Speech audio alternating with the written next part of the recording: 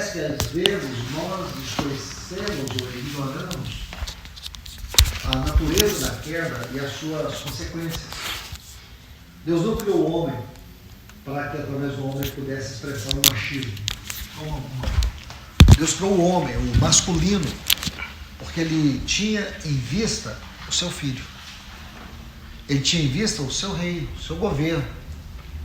Então, as ordens, os princípios que Deus estabelece na criação do homem, do masculino, não o homem no sentido de gênero, mas o homem, esses princípios, eles foram todos deturpados. Isso para nós não é estranho quando nós analisamos o que foi a queda. O que é estranho é nós, como cristãos, não entendermos o nosso papel. Nós não compreendemos. Nós sermos moldados por uma cultura, ou mesmo sermos influenciados pelo espírito da época. Porque o espírito da época hoje, ele tem como grande objetivo afrontar o caráter de Deus. Então, Satanás sabe que ele não pode diretamente ofender a Deus ou afrontar o seu caráter. Então ele vai naquilo que é a criação de Deus, ou em especial no homem. Então, se você observar com sobriedade nos nossos dias, o papel do homem está se tornando cada dia mais secundário. Cada dia o homem está sendo apresentado como que o vilão. Existe um espírito por detrás de tudo isso, nós temos que tomar muito cuidado. Porque à medida que o inimigo ele vai destruindo o papel do homem, no seu sentido espiritual da palavra, por outro lado ele vai colocando a mulher numa posição a qual ela não foi designada. Ele vai empoderando a mulher. E esse espírito da época, ele se alastrou por todas as esferas da nossa sociedade, usando todas as formas e meios para que isso se propague. E, às vezes, inconscientemente, nós não estamos percebendo como o inimigo está mudando isso dentro da nossa casa, no nosso próprio papel, e às vezes até dentro de nós. E é sempre importante reuniões como essa, para quê? Para trazer os irmãos de volta, para despertar a consciência deles, para que cada um possa entender que o inimigo pode lutar, batalhar para deturpar a obra de Deus, os princípios espirituais, mas que é o nosso papel, em primeira instância, nos manter firmes dentro do propósito do nosso chamado como homens. Primeiro, diante de Deus. Segundo, diante da nossa casa. E terceiro, diante da congregação, ou uma posição espiritual diante de Deus, que envolve devoção. Uma posição espiritual dentro da nossa casa, que envolve responsabilidade. Uma posição diante da congregação, que envolve o serviço. Então nós podemos aqui ter a devoção diante de Deus, a mordomia dentro da nossa casa e o serviço diante da congregação. Esses três pontos são fundamentais. E são os três pontos que Satanás batalha. Satanás nunca batalha de baixo para cima, ele começa a batalhar de cima para baixo. Ele vai destruir o que em nós? Devoção. Devoção. É muito comum hoje homens cristãos afirmarem que eles têm uma profunda dificuldade na devoção. E as desculpas são muitas. Cansaço, trabalho, indisposição, e por aí vai. Irmãos, desculpas são desculpas. Desculpas são atos vergonhosos de um caráter deficiente no seu posicionamento espiritual. Eu tenho, assim, da parte do Senhor, é um peso muito grande com os homens, na congregação onde eu sirvo. Me preocupa muito, eu fico muito feliz aqui em Londrina, Eu não sei quantas vezes que eu já estive aqui e vejo esse cuidado que vocês têm. Eu digo assim, são experiências raras nos nossos dias, que as comunidades têm o trabalho das crianças, tem o trabalho do bebê, tem o trabalho dos recém-nascidos, tem o trabalho das mulheres grávidas, tem trabalho em todo sentido, menos um olhar voltado para os homens. Muitos especialistas cristãos hoje estão se dedicando a isso. Por quê? Porque eles estão percebendo que o objetivo de Satanás é desestruturar a família a partir do enfraquecimento do papel do homem. Por isso que quando Thomas fez a exposição aqui, essa abertura, para mim foi algo muito especial, porque corrobora com o sentimento que eu tenho diante do Senhor, de encorajar vocês, de mostrar para cada um que nós não somos apenas homens, no sentido natural da palavra. Nós somos homens de Deus, que nascemos de novo, não apenas para nos tornarmos convertidos ao Evangelho, mas para que a partir de nós, a nossa experiência como homens, Deus busque restaurar no meio da congregação, no meio congregacional, este governo, que ele começa nessa posição de família, né, de devoção, de mordomia e de serviço. Porque, se olharmos de forma natural, é justamente isso que nós precisamos. Uma comunidade forte. Não é uma comunidade que tem um grupo de jovens dedicados. Não é uma comunidade onde as irmãs são completamente envolvidas com serviço, com cuidado, com diaconia e tantas outras coisas. Uma comunidade forte é uma comunidade onde os homens exercem o seu papel nessas três esferas com integridade. Amém. Entende?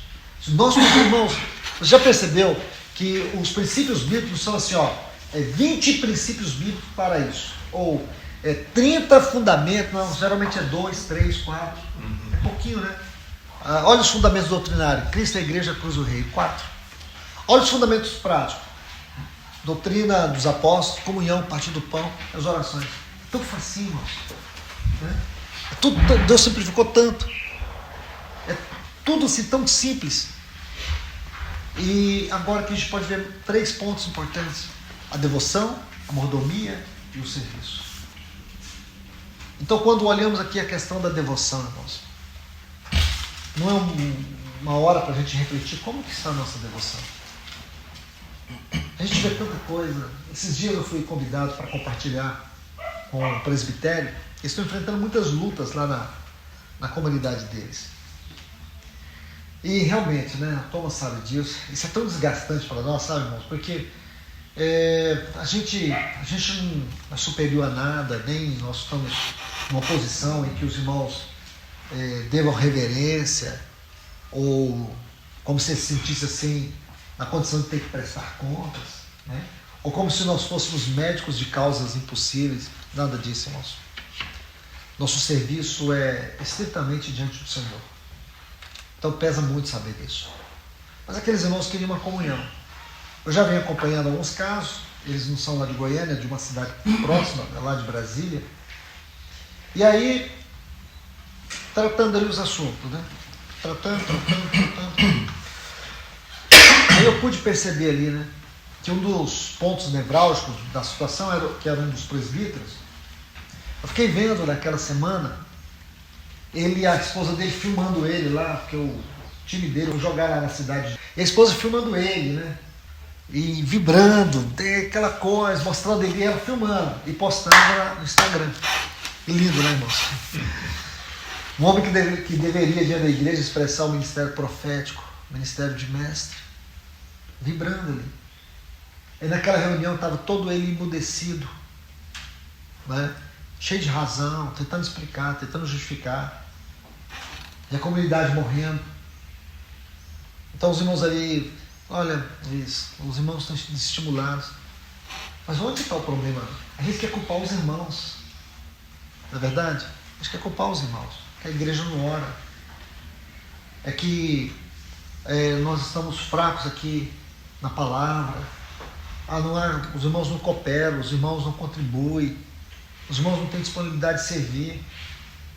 Mas não seria interessante, irmãos, nós olharmos as coisas do ponto de vista fundamental? Não seria mais interessante nós olharmos as coisas num discernimento mais microscópico? Porque está óbvio aí para mim. Estava óbvio. Quem está doente ali não é a comunidade.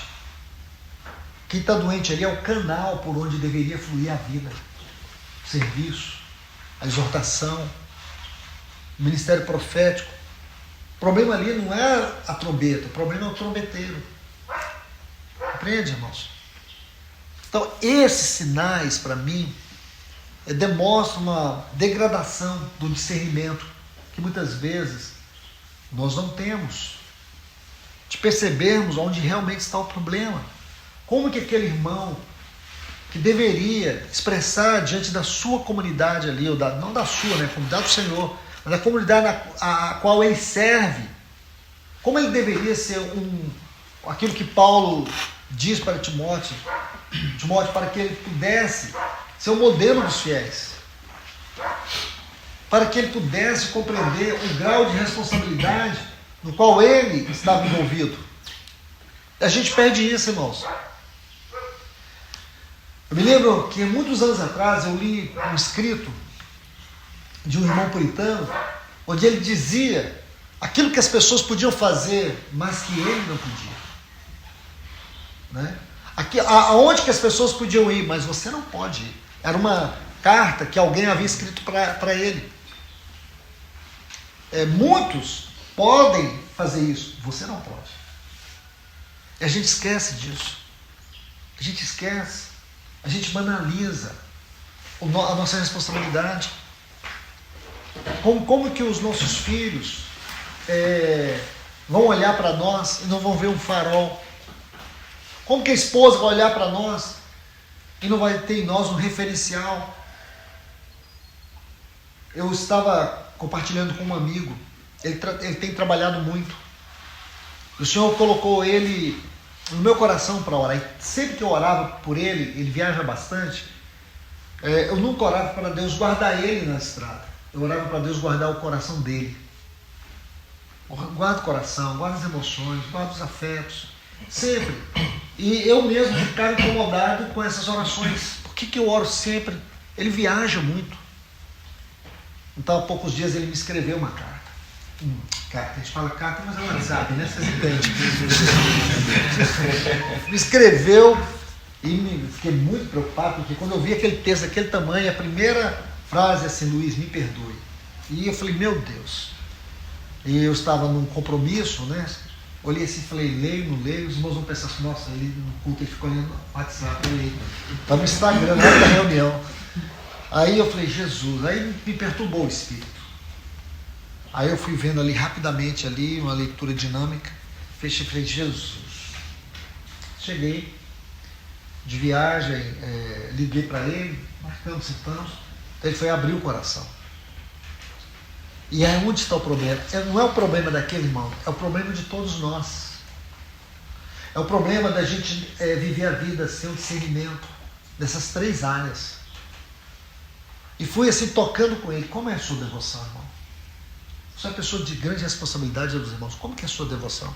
Ele não é presbítero, ele não é um irmão com essa responsabilidade especial de uma vocação específica. Mas ele é um irmão de muito peso na Assembleia. É um companheiro com C maiúsculo.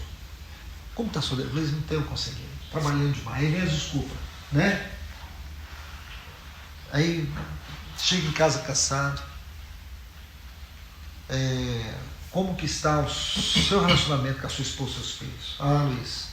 Aí tudo nota zero. Nenhum assim, tem como ir para recuperação. No caso dele, nem recuperação dava, era reprovação. Devoção zero. A mordomia zero. Serviço, e nesse ponto aí ele queria tirar nota 10. Porque se você reprovou nessa, não adianta você ser nota 10 aqui. Certo? Aqui que precisa ser sua aprovação. Eu estou sentando com aquele irmão, eu pude ver muitas lições. Eu não pude apenas ali ver o problema dele, mas eu pude ver no problema dele os riscos que todos nós corremos de não atentarmos para esses três pontos. de não entendermos que Deus procura homens, Deus procura vasos. Nós precisamos compreender, irmãos, que nós precisamos ser homens dádivas, nós precisamos ser vasos. A gente precisa ter noção do nosso papel, em primeiro lugar, diante de Deus, em segundo lugar, diante da família, em terceiro lugar, diante da congregação. E aqui não é um processo de múltipla escolha. Aquilo que lá em 1 Coríntios capítulo 11, Paulo vai falar, Deus, o cabeça de Cristo, Cristo, o cabeça de todo homem, e o homem, o cabeça da mulher. Então nós temos que ver que isso aqui não é um processo de múltipla escolha. Quando você olha para a palavra de Deus, você vê com clareza o quanto Deus estabelece essa ordem e ela não pode ser mudada. E nós estamos, irmãos, não é mudando, nós estamos aceitando a mudança. As coisas estão mudadas, não interessa para nós se as coisas estão mudadas. Essa palavra permanece eternamente. Deus não retira os fundamentos que Ele mesmo estabeleceu. A questão não é só que Deus estabelece os fundamentos, é que Ele coloca os fundamentos em ordem. Então nós não podemos mudar nem os fundamentos e nem tampouco a ordem dos fundamentos. Não adianta pegar primeiro a oração, a comunhão, a mesa do Senhor e a palavra. Deus não colocou isso. Doutrina dos apóstolos. Aí vem a comunhão. Porque não adianta, irmãos, ter a comunhão sendo que a igreja não é conduzida pelo ministério da palavra. Não tem ministério da palavra, o que a gente faz? É entretenimento. Chamamos de entretenimento, comunhão. Estimulamos os irmãos, leva os irmãos para sua casa, faz churrasco, ali vocês podem comer juntos, estabelece relacionamento, estimulamos os irmãos a isso. Por que nós estimulamos os irmãos a uma comunhão social? Porque não tem a comunhão espiritual.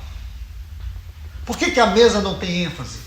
Uma ênfase espiritual, um valor divino que foi dado pelo nosso Senhor. Quando Ele mesmo partiu o pão, e Paulo diz, eu recebi do Senhor. Na verdade, eu recebi do Senhor. Porque era algo divino. Não é uma reunião inventada ou criada pelo homem. Foi a reunião que o Senhor nos deu. A mesa do Senhor. Por que essa reunião não tem tido valor no nosso meio? Por dois outros motivos. Ministério da palavra antropocêntrico, meramente teológico, um ministério desfocado do propósito eterno de Deus, um ministério que não tem uma íntima ligação com o trono de Deus. Então o que a gente tem? Discursos, e chamamos discursos de ministério da palavra. Primeira coisa, ministério da palavra. Sempre lembrar, ministério da palavra é uma continuidade do ministério de Cristo. Isso só, por si só, nos coloca do rosto no chão, irmãos. Ou não? É claro que sim. Isso por si só essa consciência de estar aqui, sentado nessa cadeira, compartilhando com vocês e saber que o que eu estou fazendo tem a ver com o ministério de Cristo, isso tem que mudar tudo. A maneira como leio, a maneira como eu trato esta palavra.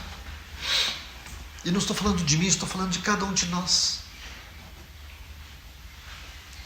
Então, não vamos mudar a ordem das coisas. Deus, Ele colocou os fundamentos e Ele estabeleceu os fundamentos em ordem. Primeiro Cristo, não é a igreja. Primeiro Cristo, a igreja. Aí temos a cruz. Consequentemente, o reino. São as ordens. Mas primeiro Ele coloca fundamentos. Depois Ele ordena o lugar dos fundamentos. Primeiro, irmãos, devoção a Deus. Eu disse para aquele irmão, por que você fracassou? Me diz por que você fracassou. Ele me deu todas as desculpas, menos a fundamental. Minha esposa, você sabe do meu casamento, você conhece nossa vida, né? Você sabe de tudo isso. Eu falei, mas eu não estou te fazendo pergunta sobre isso.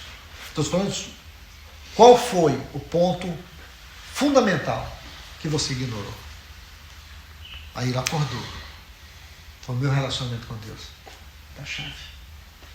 Porque esse relacionamento com Deus, o que chama aqui de devoção, ele não é só uma ação. É que na ação ele gera consequentemente uma reação. Em ter uma vida devocional, e aqui eu falo da vida devocional, oração e a palavra. Essas duas coisas. Eu diria assim, os dois fundamentos da vida devocional com Deus. É oração. E oração não no sentido de realização, mas oração no sentido de relacionamento. Oração, em primeiro lugar, é relacionamento. Se você nunca desenvolveu o hábito da realização na oração, e sim, em primeiro lugar, relacionamento, você se manteve no ponto mais alto da oração. Relacionamento com Deus. Então, se em primeiro lugar a oração é relacionamento, em segundo lugar ela vai gerar em nós um outro movimento, que é uma reação. Qual é a reação da minha oração? É o meu serviço, é a minha mordomia, é entender a minha casa. Porque, irmãos, a gente precisa tomar muito cuidado quando a gente fica falando de casamento, fica falando de filhos, não é verdade? Então, porque muitas vezes, a gente temos nós mesmos como padrão. Então, o que dá certo para mim é o que eu prego. E eu não estou querendo deixar isso aqui diante dos irmãos. Coloque isso com muito cuidado. Porque muitas vezes, a gente fala assim, a gente tem que cuidar da nossa casa. E a gente pensa que cuidar da nossa casa é ter uma esposa perfeita, uma esposa que ama o Senhor, uma esposa companheira nas causas do Senhor, na causa do Senhor. Não, muitas vezes você tem que conviver num casamento doente a vida toda. Sabia disso? Então, às vezes você vai ter que viver um casamento onde a sua esposa ela caminha numa direção contrária e você tem que ser um farol que vai puxando, vai alimentando, vai cuidando dela. Aí você fala, mas meu Deus, eu conheço muitos irmãos assim que falam, Luiz, se eu não orar, ela não ora. Se eu não for na reunião, ela não vai. Se eu não fizer isso, o que eu faço? Eu continue fazendo. Não é? Pensa em não fazer. Continue alimentando ela. Continue amando ela. Ah, mas minha esposa não demonstra amor. Continue demonstrando você o amor. Entende? E a gente ouvia muito isso. Casamento é uma troca. Casamento é uma troca. E nunca foi troca para Deus. Nos amar não foi uma troca para Deus. Dar o filho lá na cruz não foi uma troca para Deus. Ele se deu totalmente naquela cruz por nós, enquanto nós não tínhamos condições de dar nada para Ele. E nunca teremos, irmãos, porque sempre será muito pouco, ou talvez nada. A única coisa que Ele quer, irmãos, é que nossa fé seja uma resposta ao seu amor, e não que nossa fé seja uma manifestação do nosso amor. Não é, o nosso amor não é confiável, é o amor dele que é confiável. Entende? Até que uma certa feita, uma pessoa que foi um mentor, um irmão muito importante na minha vida, Jamie Houston. Uma certa feita, no encontro que eu tive com ele, ele contou uma história muito linda. Ele disse assim que acho que vocês já leram o livro dele, não é o Caminho do Coração, é Fome da Alma, né, Em Busca da Felicidade. Então, Jamie Houston contou uma história muito linda. Ele falou assim que ele amava muito a esposa dele. Quando eles namoravam, aí ele queria casar. Aí ele disse para ela que ele queria casar com ela. Ela disse, eu não quero casar com você. Aí ele falou assim, não, mas eu quero casar com você. Eu falei, como você quer casar com você se eu não te amo igual você me ama? Ele falou assim, sim, mas eu tenho um amor para nós dois. Né? Eu tenho um amor para nós dois. Aquela pequena palavra falou muito no meu coração.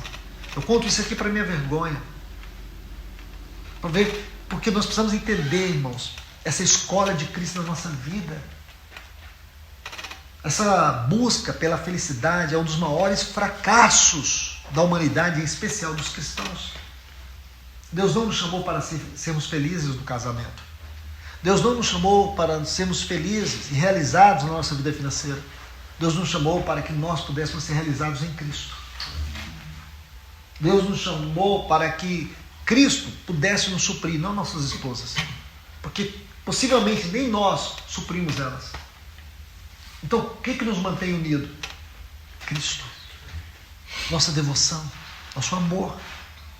É a esposa olhar para nós e ver que nós a amamos de verdade. Quando é que minha esposa sabe que eu a amo de verdade? Quando ela sabe e vê em mim o meu amor por Cristo. Porque ela vai ver que o meu amor é confiável. A minha entrega por ela é confiável. Esse é o ponto, irmãos. Para mim, isso é uma chave que nós temos que entender e aprender. Nossa devoção. Vida devocional. E a vida devocional, em primeiro lugar, é oração. E é oração no sentido de relacionamento. Em primeiro lugar, com Deus. Porque se eu consigo me relacionar com Deus, eu vou conseguir me relacionar com todos que estão à minha volta. E nesse relacionamento com Deus, eu não vou ver apenas os pontos positivos desse relacionamento, eu vou ver em mim os pontos negativos que eu tenho dos meus relacionamentos. Por isso que João fala que a nossa comunhão, lá na sua primeira epístola, no capítulo 1, a nossa comunhão é com o Pai, é com o seu Filho. Nós pensamos que a comunhão ela é gerada no sentido horizontal da definição. Não é, em primeiro lugar, no sentido vertical. Com Deus. Aqui que eu estabeleço a comunhão. Se essa comunhão está muito bem estabelecida, tudo que vai acontecer à nossa volta é uma consequência. É uma consequência. Nós não somos fiéis às nossas esposas como se isso fosse o fim em si mesmo. É porque nós somos fiéis a Deus, é que somos fiéis a elas. É porque nós somos transparentes diante de Deus, nós somos transparentes diante delas. Isso é tão importante, irmãos. Isso é muito importante. Porque na minha comunhão com aquele irmão que estava ali totalmente despedaçado, eu pude ver tantas coisas na minha própria vida. Ver os perigos que nós corremos. Então esses 3 pontos são vitais. Devoção na palavra. É aquela leitura contemplativa. Aquela leitura onde eu estou sendo lido. Não é eu estou lendo. Eu estou sendo lido pela palavra. Ela está penetrando. Ela está falando. Isso se torna o alimento contínuo para a minha alma. A leitura de meditação não é a leitura no sentido literário, não é a leitura no sentido especulativo, eu quero conhecer, não. É a leitura onde eu sinto o meu coração sendo mais e mais revelado diante de Deus, as minhas necessidades. Esse tipo de devoção é importante para nós, irmãos, para a nossa vida, para o nosso trabalho. Por quê, irmãos? Naturalmente falando, nós carregamos um peso muito grande, naturalmente falando, sobre os nossos ombros. O peso do cuidado, do sustento, da provisão, da segurança na nossa casa. É tão triste hoje a gente perceber como nós estamos abrindo mão de responsabilidades, nós estamos terceirizando nossos filhos, e tudo em busca de uma felicidade momentânea. Eu não sou contra as irmãs trabalharem, de forma alguma. Eu tenho encorajado casais a isso, a entenderem, mas acima de tudo, que tudo seja feito com muito cuidado. Muito cuidado. Porque na mesma proporção que eu tenho encorajado, também eu tenho alertado. Tenho alertado os irmãos sobre os perigos desse mundo que estamos vivendo e todas as complexidades que estão inseridas no nosso contexto. Porque hoje o homem trabalhando, se matando de trabalhar aqui, a mulher se matando de trabalhar ali, os filhos terceirizados, e quando eles chegam em casa, chegam os dois cansados. Quando esse tipo de cansaço, esse tipo de movimento familiar se torna uma rotina, o casamento vai se desintegrando, e entra aquilo que eu falei ontem na palavra, o divórcio doméstico. O divórcio dentro de 4 paredes. Os dois estão lá dentro, mas perderam a comunicação, perderam o contato, perderam o afeto, perderam o carinho, perderam a cumplicidade. Aí sobe para um degrau mais, diria, mais abaixo, Aí vai perdendo o amor, vai perdendo o interesse. Aí vai descendo. No outro degrau mais baixo ainda, aí começa a buscar alternativas virtuais, satisfação emocional fora do casamento. Isso já nem existe devoção. Já acabou. Aí você vai descendo, vai descendo, vai descendo, até cair num pântano que dificilmente você sairá, a não ser que o Senhor te envie o socorro para poder te tirar de uma lama. Tudo isso foi o que eu pude perceber na minha comunhão com aquele irmão. Irmão, um homem extremamente dedicado, precioso, companheiro, mas que estava numa condição deplorável. E tudo aqui que eu estou citando para vocês foi o que eu pude ali aprender com ele. Como que o diabo é astuto, o diabo não respeita. O diabo não respeita. Ah, mas eu tenho 10 anos que estou servindo o Senhor, que eu tenho encargo ministerial. Ah, eu sou professor de teologia. Ah, eu já estive pregando evangelho em muitos países. Ah, eu já li mais de 1.500 livros. O diabo não respeita nada disso. Ele não respeita credencial, não respeita biografia, não respeita nada. Nada. É isso que a gente não pode esquecer. Nossa carne não converte. E a única forma de você martirizar a sua carne, devoção. Relacionamento com Deus. Relacionamento com a sua palavra. Aí você vai ter, diante de Deus, luz, céu aberto no seu coração. Aí você vai ter discernimento espiritual. Aí você vai ter sabedoria. Aí você vai ter aquela autoridade espiritual. Essa autoridade espiritual, como diz Paulo, é para servir.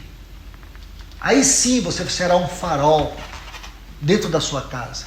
Aí você vai ser motivo de inspiração dentro da sua casa. Aí sim você vai ter um serviço adequado entre os irmãos. Porque aquele meu irmão, ele tinha um serviço adequado.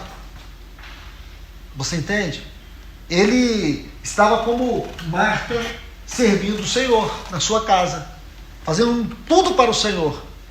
Porém, aquilo que ela estava fazendo, por mais que houvesse verdade, por mais que houvesse dedicação, por mais que o coração dela fosse sincero em fazer aquilo para o Senhor, aquilo não representava nada diante do Senhor.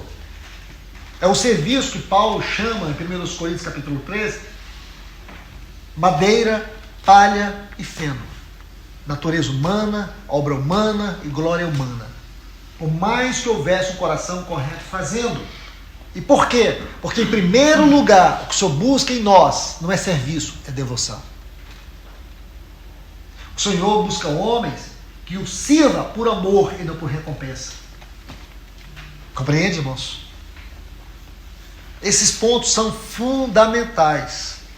Fundamentais. Servir por amor e não por recompensa. Servir por amor é o que Maria fez. É ouvir o Senhor. É deixar que o meu serviço a Ele seja resultado da sua obra em mim.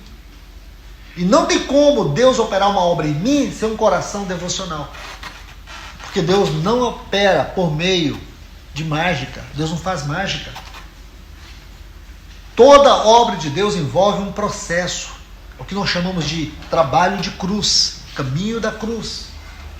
O quebrantamento do homem interior.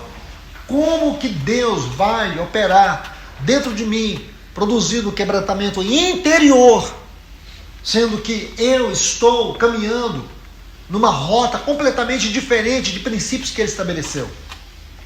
Eu quero primeiro servir. Eu quero primeiro fazer. Eu quero primeiro que os irmãos reconheçam que eu tenho dedicação, que eu tenho comprometimento. Então nós queremos ser, de forma congregacional, irmãos comprometidos, irmãos dedicados, irmãos que se prontificam em fazer. E isso é uma forma de mascarar a realidade espiritual. Eu pude ver isso naquele meu companheiro. Aquele companheiro que eu estive com ele há 2 semanas atrás, ele foi uma das grandes escolas nos últimos dias que Deus me deu. Aí eu pude ver que ele estava fazendo um trabalho tão belo. Interessante que ele me fez uma pergunta. Ele falou assim: o que você acha? Você acha que eu devo me afastar do serviço? Eu falei: você já está afastado do serviço há muito tempo. A questão é que você estava produzindo madeira para o feno e estava chamando isso de obra para Deus. Não existe obra para Deus se não houver a obra de Deus. Porque Deus não precisa das nossas obras. Mas Ele quer que a sua obra seja em primeiro lugar realizada em nós. É o seu trabalho em nós que produz o fruto. E as pessoas não entendem. Por que que hoje as coisas espiritualmente estão como estão? Em estado de degradação. Por quê? Porque nós estamos olhando mais a obra que fazemos para Deus do que a obra de Deus. É o nosso fazer e não o que Deus faz. Em toda a palavra de Deus, todo o serviço a Deus era resultado da obra que Deus estava fazendo na vida de uma pessoa. É o quanto Deus ganhava dele, que ele podia obter o fruto por meio dele. Tome cada um deles, tome os patriarcas, tome Moisés, veja a história dos profetas, a história dos apóstolos. Você vai ver algo muito especial. Enquanto o Senhor não ganha os afetos, tome o exemplo de Pedro. Quando Jesus, ele adverte a Pedro que Satanás queria ir andar com todos eles, mas o Senhor rogou por Pedro, porque ele sabia o que Satanás iria fazer com Pedro. Pedro negou, Pedro fugiu, Pedro abandonou o serviço, ele agora voltou a ser um pescador. Mas o que o Senhor fez? O Senhor foi ao encontro dele. Você se lembra quando o Senhor foi ao encontro dele? O Senhor faz 3 perguntas para ele. E as 3 perguntas envolviam afetos. Pedro, tu me amas? Por quê, irmãos? Porque a primeira coisa que o Senhor busca em nós é os nossos afetos. Amém.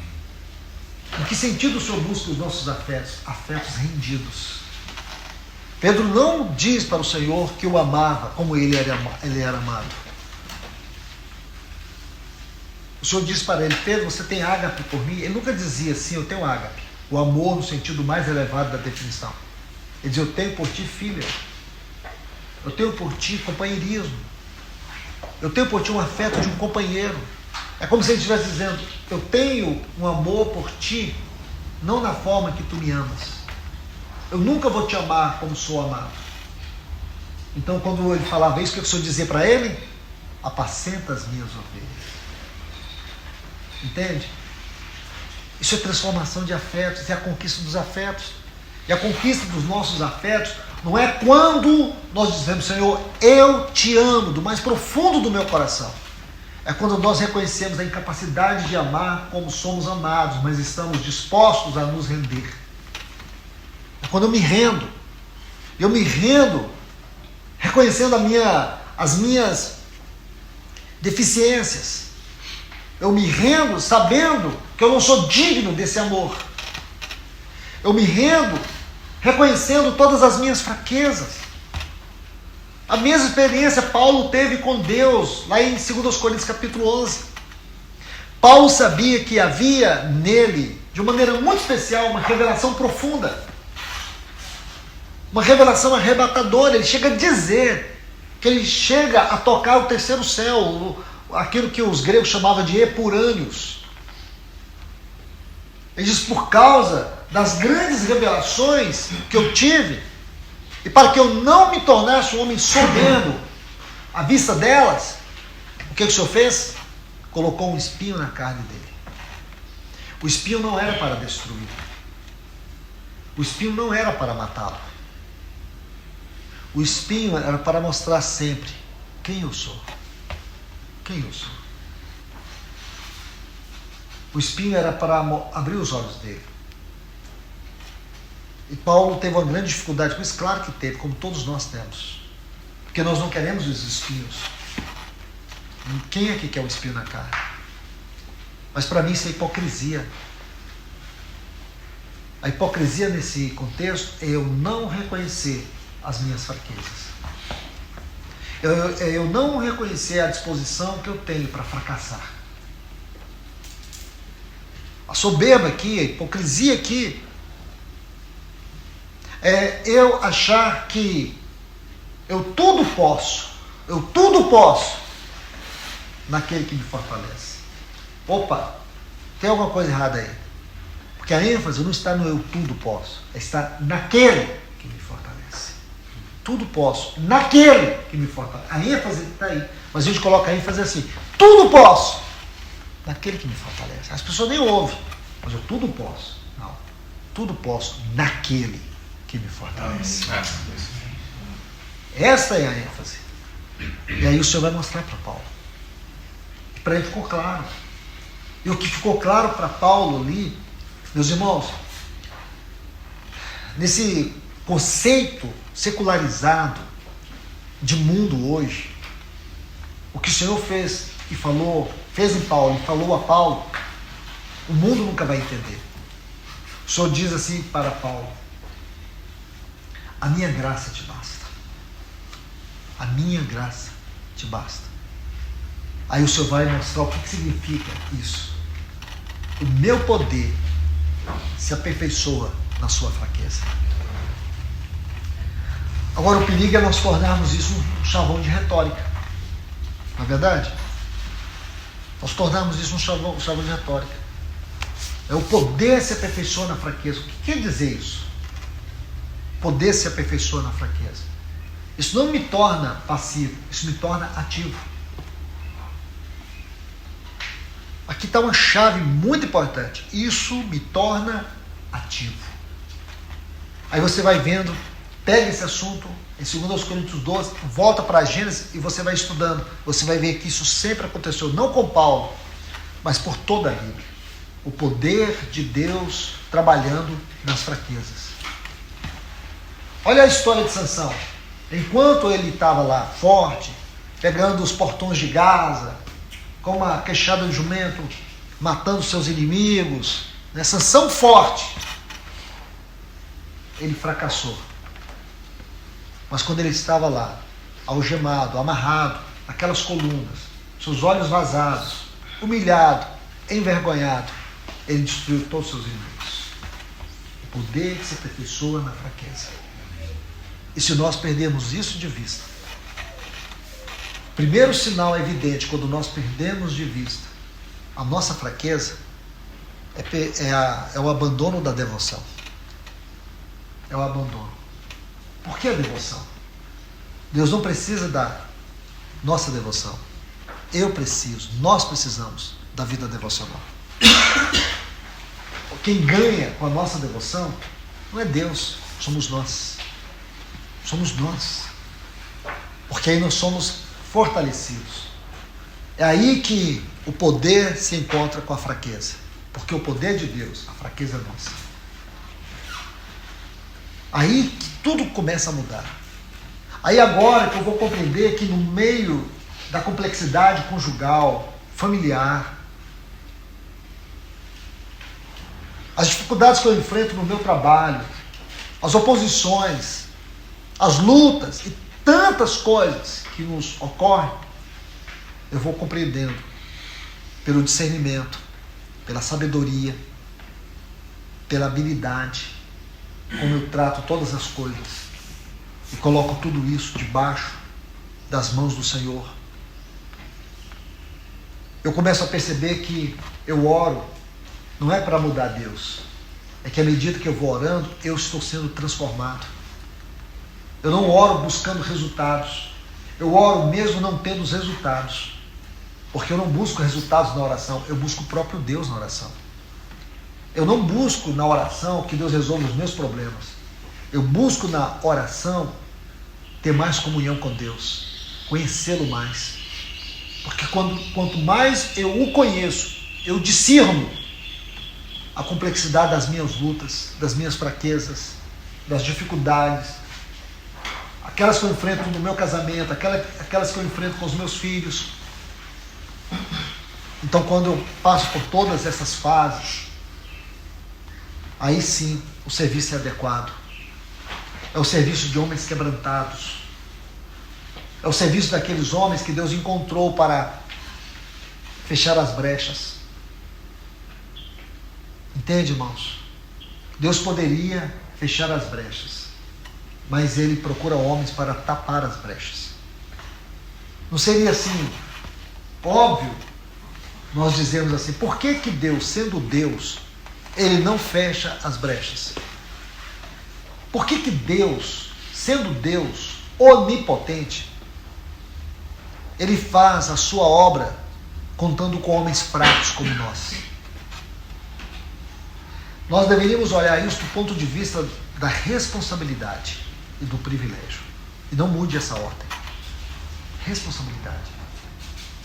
Deus, Ele decidiu, na esfera do tempo, na esfera terrena, Deus, Ele resolveu, Jesus colocou bem claro isso em Mateus 18, que for ligado na esfera terrena, será ligado na esfera celestial.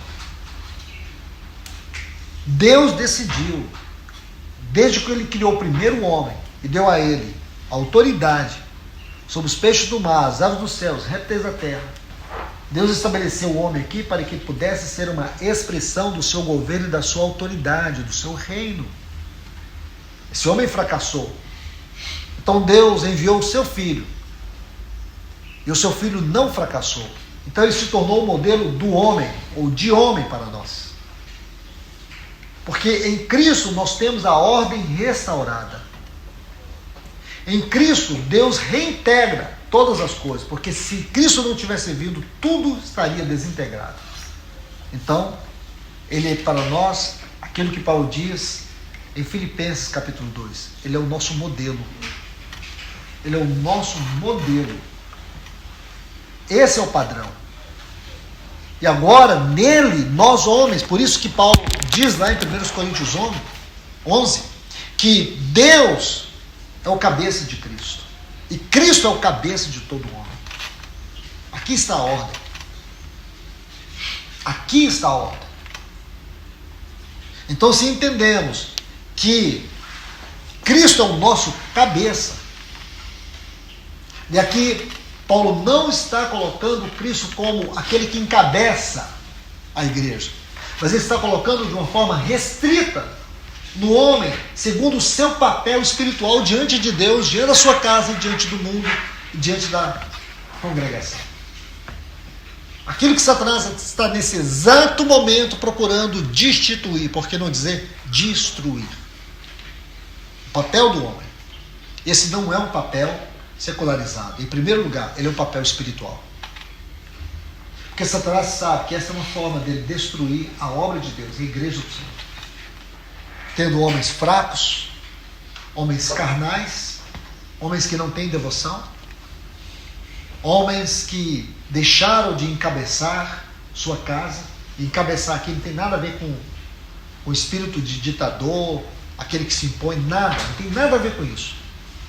Em primeiro lugar, o encabeçamento precisa ser resultado da devoção, da oração e da palavra.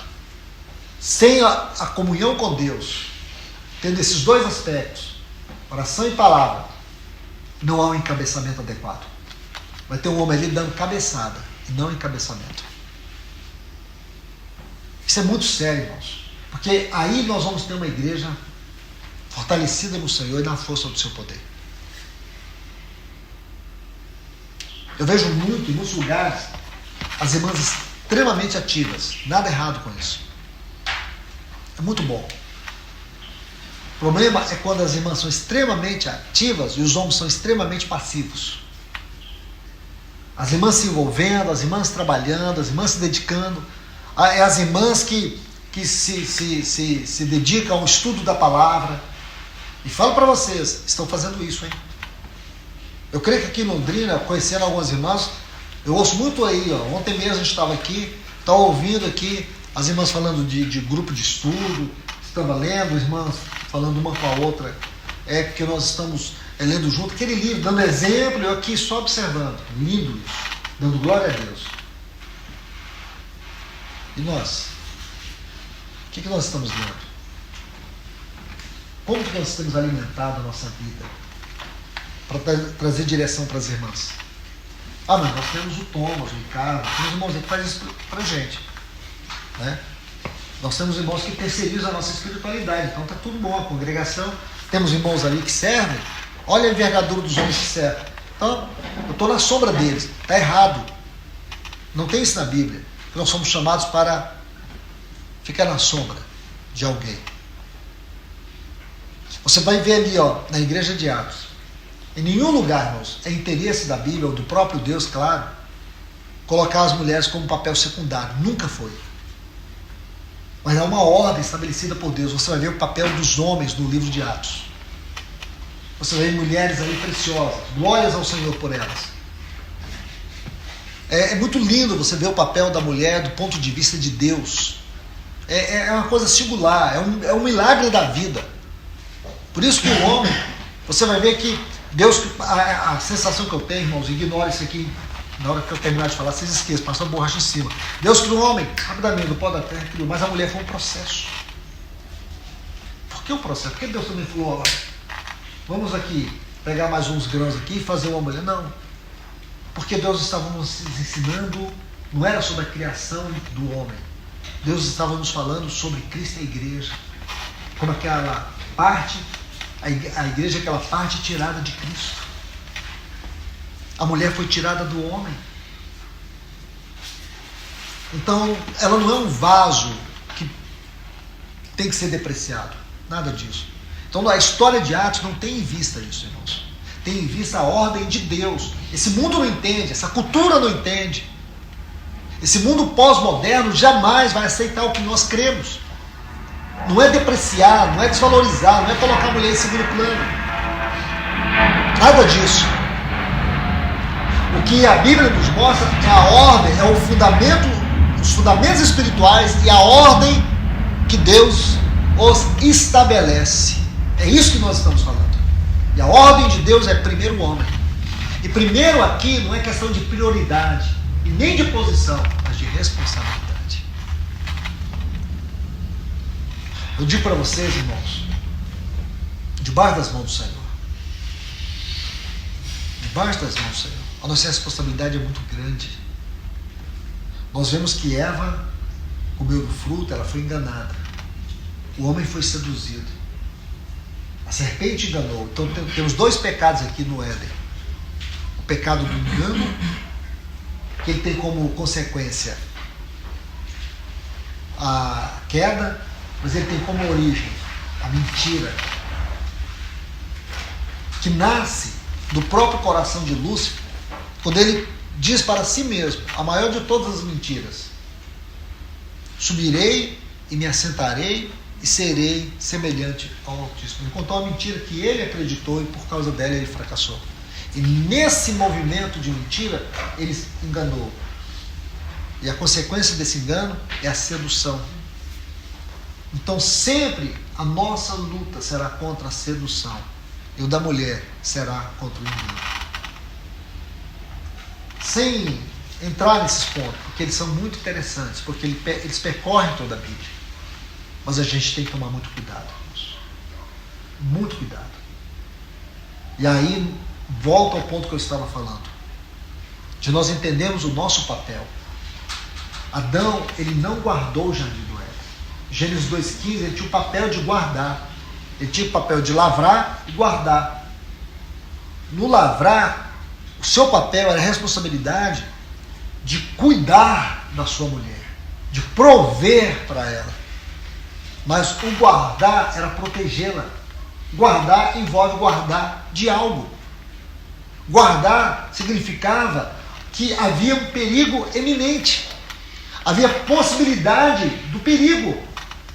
Nessa palavra guardar em Gênesis 2,15 está incluído isso aí. Ele não guardou. Então nós vemos a queda a partir da mulher. Nós podemos dizer assim, a queda do homem a partir da mulher teve como responsabilidade o homem e teve como consequência o homem. Então você vai ver aqui o homem, a mulher e o homem, do ponto de vista global da queda. A responsabilidade da queda Deus atribuiu a Adão e não a Eva.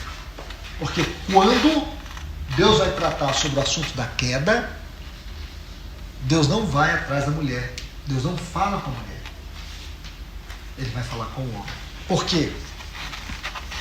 Porque o pecado original aqui, no gênero humano, teve como causa a mulher, mas teve como responsabilidade o homem. Foi por causa da falta de responsabilidade de Adão que nós temos a causa do pecado. E diante de Deus, a responsabilidade é maior do que a causa. É como se Deus estivesse dizendo para a mulher, para Adão, que Eva foi uma vítima da sua irresponsabilidade. Eu estou dizendo isso porque eu quero que os irmãos entendam a sublimidade do nosso papel diante de Deus. Não é diante da nossa casa, é diante de Deus. Como que nós temos que responder diante de Deus pela nossa casa? E responder aqui, vamos aqui ver muitos exemplos na Bíblia, eu não quero citá-los, mas já estou caminhando para o encerramento. E aqui não quero colocar peso nem julgo sobre o ombro de ninguém, porque eu sei, irmãos, que muitos de nós enfrentamos duras lutas no nosso casamento. Muitos irmãos carregam o seu cônjuge em seus ombros. Eu não estou aqui querendo colocar peso, sobre seus filhos também. Muitos de nós, nossos filhos não têm servido o Senhor de forma adequada. Então eu não estou querendo colocar julgo sobre vocês. Mas você responde. Você responde. Em que sentido nós respondemos? Em primeiro lugar, como aqueles que estão diante de Deus pelo nosso casamento, pelos nossos filhos. Aqueles que estão clamando, rogando ao Senhor. Nós temos obrigação de todos os dias clamar a Deus pelas nossas esposas. Todos os dias, nós temos que entrar diante de Deus pela nossa casa. Todos os dias. Nós temos que estar rogando a Deus por eles. Então isso é muito importante, irmãos. Aí eu volto àquilo que o Thomas estava dizendo. Deus procura homens. Ele podia tapar a brecha, ele podia colocar o seu dedo de autoridade, mas ele sabe que a expressão da sua autoridade está no homem. Nós somos instrumentos de autoridade do governo de Deus. Então não veja isso apenas como privilégio, mas como grande responsabilidade. Meus amados irmãos, que essa palavra seja de encorajamento para vocês. Amém. Seja uma palavra que possa ajudá-los. Amém. Ajudá-los. Amém. Nós vivemos, eu já tenho dito isso aqui várias vezes, num tempo complexo. A repetição é a quinta essência do ensino. Então, não vou cansar de dizer isso para vocês. Um tempo extremamente complexo. E nesse tempo Deus procura homens. Deus procura vasos. O Espírito Santo está tocando dentro de nós o nosso papel de responsabilidade. Nosso papel que expressa a autoridade de Deus. O governo de Deus. Um papel diante de Deus, um papel diante da nossa casa, um papel diante da congregação. Devocional, mordomia e responsabilidade de serviço. Então que o Senhor nos ajude. Amém. Que nós não venhamos inverter as ordens ou mudar Amém. as ordens, estabelecer fundamentos fora.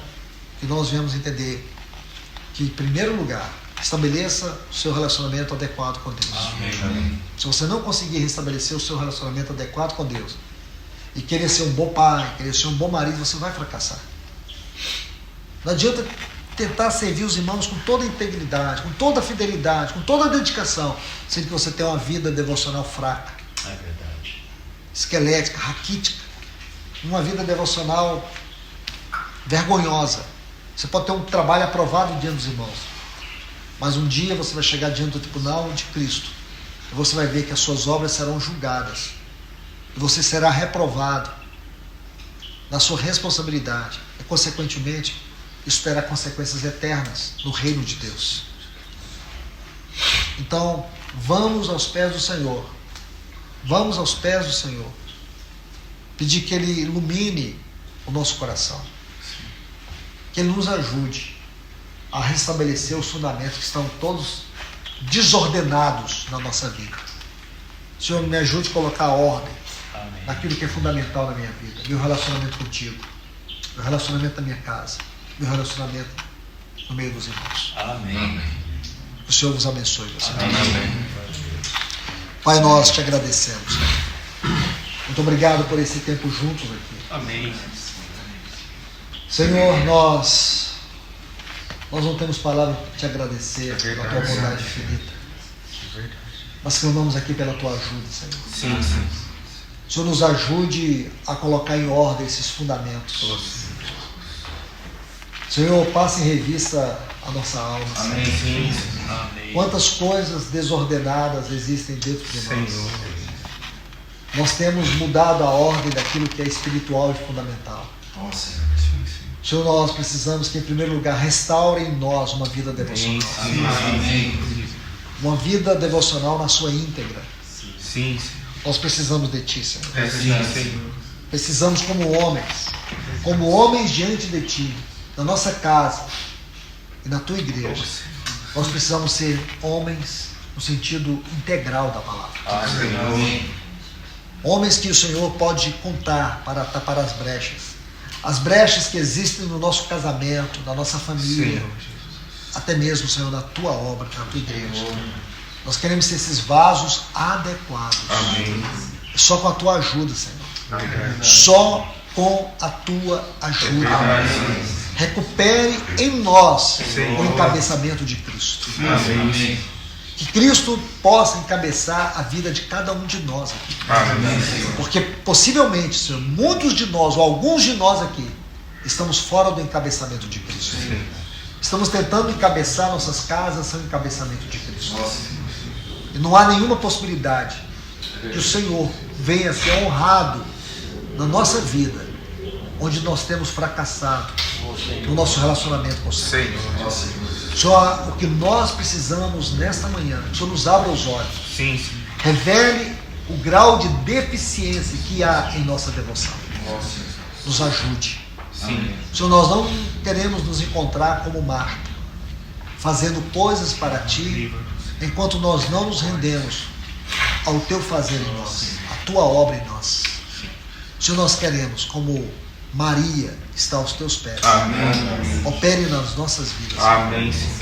opere em nosso coração, as nossas motivações. Senhor, opere nas intenções obscuras que há dentro do nosso coração. Senhor Jesus. Penetra nos labirintos secretos que há no nosso coração. Tira todo o caminho mau. Amém. Queremos, Senhor, ter uma vida correta diante de Ti. Amém. Para vivermos uma vida correta no nosso lar e diante dos irmãos. Amém. Por mais difícil que seja na nossa casa, por mais difícil que seja no nosso casamento, por mais que haja tanto peso, Senhor, nós queremos ser um farol do Senhor. Amém. Um farol do Senhor no sentido da devoção, do amor ao Senhor, do amor à Tua palavra. Amém. Um caminho de obediência a Ti. Senhor, corrige isso na nossa vida. Nós não queremos ter um coração rebelde. Senhor, pode ser que tudo esteja dando errado no nosso casamento, mas sabemos que o Senhor será glorificado. Amém. Tudo será Senhor. trazido aos Teus pés. Amém. Se nós mantivermos um coração correto, um coração de obediência, Sim. um coração que Te ama. Ó Pai, nós entregamos aqui nossas vidas, Senhor, nesta oração. Amém. Opera, Senhor, em cada um de nós. Amém. Que o Teu poder opere em nossas fraquezas. Nós te pedimos em nome de Jesus. Amém. Amém. Amém.